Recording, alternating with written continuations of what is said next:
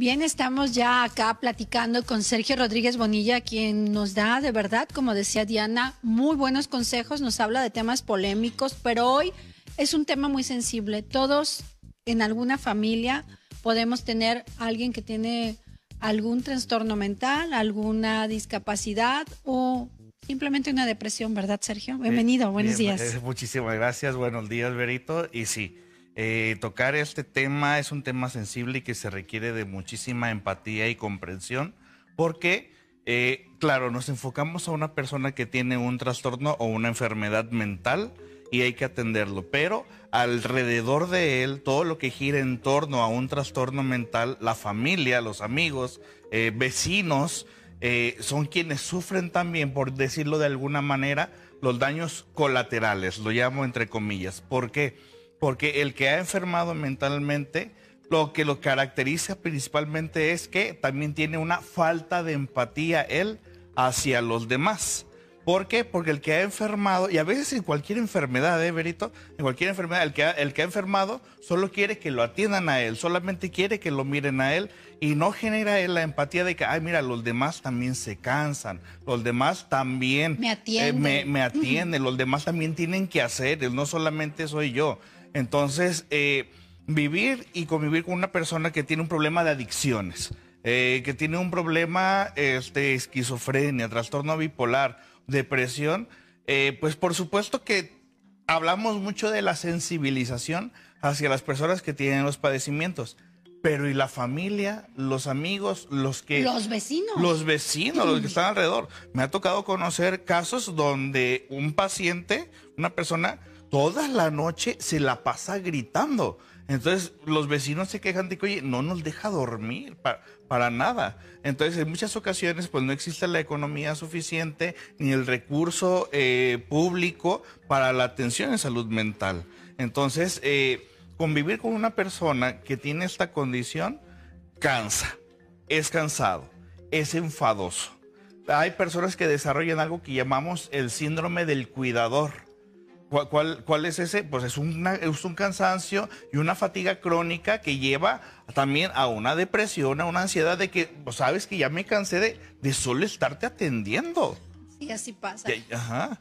¿Y qué puedes aconsejar? ¿Cómo podemos trabajar esto? ¿Recomiendas que vayan a terapia las familias? ¿Cuáles, pues, los pasos a seguir? ¿Cómo vivir? Mira, lo que deseamos, Berito, es que todos deseamos vivir en una normalidad y todos queremos esa sensación de estar en paz, ¿no? Tranquilidad. De vivir en armonía, tranquilidad, todo en paz. Pero hay personas que de repente, porque el otro está enfermo, dice mamá, no le diga nada porque está enfermito él. Y los hijos, oye, pero también fíjate qué nos hace. Entonces, ¿qué se puede hacer aquí? Lo que yo recomiendo en este tipo de situación que involucra a todo un núcleo, terapia de familia.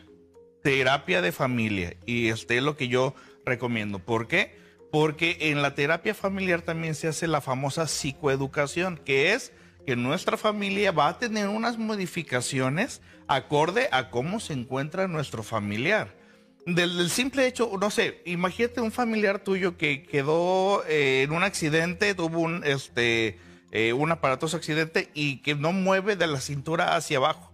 Genera movimiento en toda la familia. ¿Por qué? Porque ahora depende de todos los demás. Entonces hay que reconocer que una persona ahora tiene una condición distinta, ha tenido una pérdida en su salud, por lo tanto ahora hay que adecuarnos. Pero como todos queremos llevar nuestro mismo ritmo, nuestra propia vida en tranquilidad y santa paz, que nadie nos perturbe, pero también somos parte de una familia, somos parte de un sistema. Entonces lo primero que recomiendo es esto. Dos, llevar también al paciente junto con la terapia familiar para que también el paciente haga empatía hacia los demás. De que, oye, es cansada tu situación. El que seas así me cansa. Sergio, muy interesante este tema, da para mucho. La próxima semana podemos seguir Por dando supuesto, recomendaciones. lo profundizamos, claro que sí, Berito. Gracias, siempre es muy acertado lo que nos dice Sergio Rodríguez Bonilla. Vamos a un corte y de regreso, pues más información, pero seguimos platicando cuando estemos en Facebook.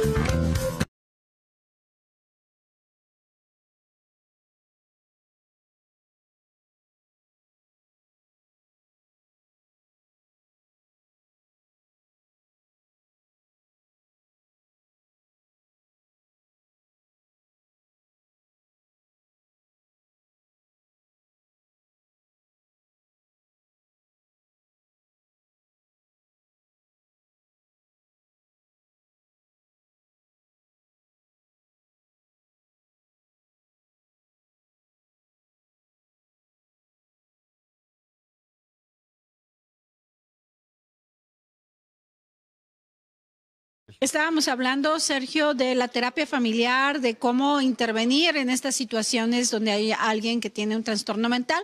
Vamos terminando, pero es un tema que podemos seguirlo trabajando en televisión. ¿Qué te parece? Sí, por supuesto que sí. Considero que este tipo de condiciones, Berito, la gente consideramos que una enfermedad le va a dar a todos los demás, menos a nosotros, como lo del COVID. Hubo mucha gente ingenua. VIH, hay mucha gente ingenua de que le va a dar a todos los demás y que yo jamás eso. Una enfermedad mental, es algo que veo en la televisión, en las películas, pero a mí jamás me va a suceder. No sabemos. Exacto, jamás lo sabemos, pero todos en algún momento de nuestra vida nos hemos deprimido. No amerita tanto como para llegar al psicólogo, porque un ser humano cuando tiene una pérdida, cuando fallece un familiar, en teoría el ser humano tiene la capacidad de que después de cierto tiempo podría superar esa pérdida. Se vuelve patológico cuando ya ha pasado más de lo esperado, que podría ser entre 8 meses o un año, y que la persona sigue sufriendo como el primer día de cuando partió su ser querido. ¿Hay casos así? Sí, Berito, hay muchos ¿Y se casos convierte así. entonces en una enfermedad mental? Ahí ya lo hablamos que es un... ¿Trastorno? No, es un duelo patológico. Es un duelo patológico porque todos nuestros comportamientos, en el momento que los exageramos y nos obsesionamos, se vuelven patológicos, como aquel que quiere que todos estén en silencio, como aquel que siempre necesita ruido, porque si no, no se puede concentrar, como aquel, pero aquel que no le importa que los demás estén incómodos, pero que él tiene su beneficio, su comodidad. Es ahí donde estamos hablando ya de una condición que no permite. Una enfermedad mental se caracteriza primero, no estás tú primero a gusto contigo mismo y no estás a gusto con los demás. Ay, no, qué interesante. Aquí quisiera quedarme bien. Vamos con mis compañeros ahorita que regresemos a televisión.